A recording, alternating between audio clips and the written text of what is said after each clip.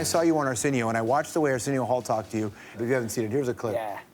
Well, I just basically said it because, you know, the people who said I never could make it, that I would never amount to SHI, you know, the rest, and you know, that never, you know, said, you know, white boy can't make it in rap music. I, you know, kiss my white, you know, the rest.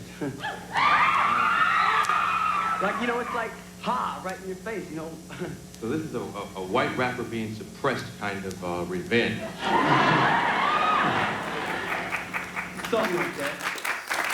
Now, like I said, we are who we are because of who we were. Right. Now, what's interesting about that, and I would say this, that I think Arsenio Hall is underrated because he had a show where those conversations were had, you know, which I thought was really neat that he would have that kind of conversation. What do you remember from being in that moment? That his show got canceled 2 weeks later. No, you don't and take... I went on to make great investments. Were you really pissed at that? You know what? I wasn't. My fans were. Yeah. You know, I accept all the stuff. I mean, it's all hurdles, and those are what made me. Everything in my life, I've always had adversity to have to face, and that gives me the fuel to drive, to get over that hurdle and say, you know what? If you say I can't do it, well, watch me do it. Right. You know, I'm that guy. I'm that guy that needs that fuel. So anytime you got that, it's just, you know, it's all entertainment anyway, so you got to sit back and enjoy it. I don't take it too serious like I used to. Did you have a makeup moment with him? No, I never made up. I mean, I don't hold any grudges. I don't care. I mean, he's fine with me, but my fans might not like him. Dude, he's got a show. You got to go back on that show. Yeah, but he's not as relevant.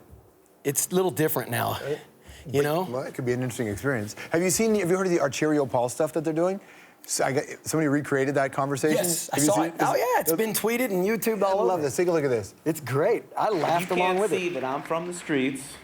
Then you blind. British jacket. KRS-One says that you present a distortion, actually, a distorted mutation of rap. What is that? I'm not sure I know what that means. I have no idea what that means. I read the same article. They showing the jealousy, man, and that's all it is. I mean, you saw Flavor Flav. You know, me and him, we talk, okay? We homies. That's what we do. I love that, man. I love it. I love it. It's all entertainment, man, and it's great that I've had such an impact on people. Like, even Jim Carrey did a skit on me. Yeah. I mean, so many big, famous people, and I'm like, wow.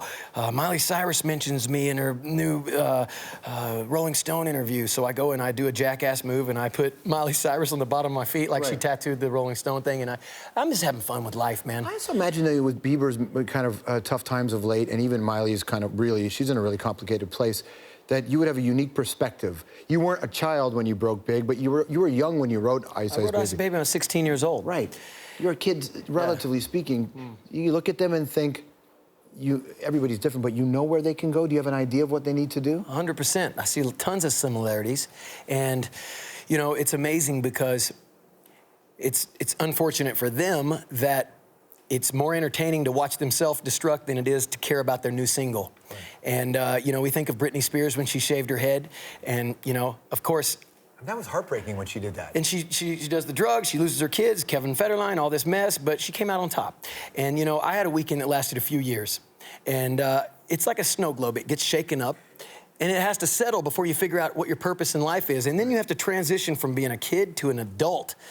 And that's hard enough as it is, but throw money and fame in there, and then all your artificial friends you have around you telling you everything you want to hear, and then seeing your fans every day, you become a puppet. Right. So you really don't know what reality is yet.